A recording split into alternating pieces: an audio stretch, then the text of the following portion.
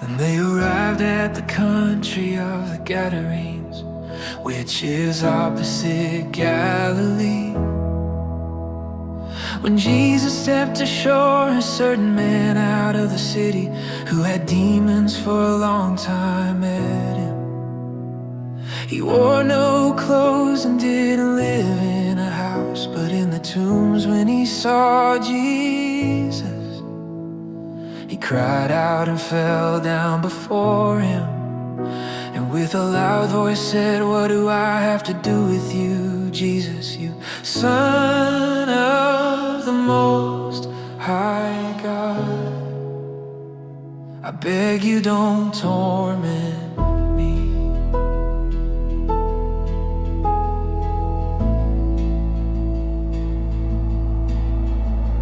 For Jesus was commanding the unclean spirit to come out of the man.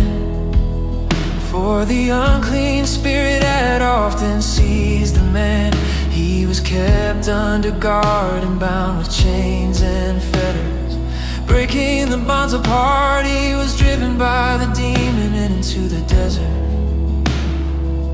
Jesus asked him, "What is your name?" He said, "Legion," for many demons had entered into him. They begged him that he would not command them to go into the abyss. Now there was there a herd of many pigs feeding on the mountain, and they begged him that he would allow them to enter into those. And he allowed them. The demons came out of the man and entered into the pigs, and the herd rushed down the steep bank into the lake and were drowned. When those who fed them saw what had happened, they fled and told it in the city and in the country. People went out to see what had happened. They came to Jesus and found the man from whom the demons had gone out, sitting at Jesus' feet, clothed and in his right mind. And they were afraid.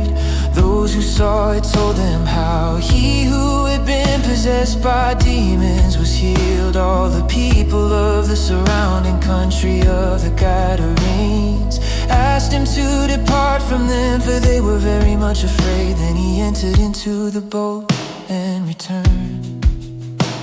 But the man from whom the demons had gone out begged him that he might go with him. But Jesus sent him away, saying, "Return to your house and declare what great things God has done for you." He went his way, proclaiming throughout the whole city what great things Jesus had done for him. When Jesus returned, the multitude welcomed him, for they were all waiting for him. Behold, a man named Jairus came. He was a ruler of the synagogue. He fell down at Jesus' feet and begged him to come into his house, for he had an only born daughter, about 12 years of age, and she was dying. But as he went, the multitudes pressed against him. A woman who had a flow of blood for 12 years, who had spent all her living on physicians and could not be healed by any, came behind him and touched the fringe of his cloak. Immediately the flow of her blood stopped. Jesus said, "Who touched me?" When all denied it, Peter and those with him said, "Master, the multitudes press and jostle you, and you say, 'Who touched me?'" But Jesus said, "Someone did touch me, for I perceive that power has gone out of me." When the woman saw that she was not hidden, she came trembling and falling down before him, declared to him in the presence of all the people the reason why she had touched him and how she was healed immediately. He said to her, "Daughter, cheer up, your faith has made you well, go in peace." While he still spoke, one from the ruler of the synagogue's house came, saying to him, "Your daughter is dead, don't trouble the teacher." But Jesus, hearing it, answered him, "Don't be afraid, only believe, and she will be healed."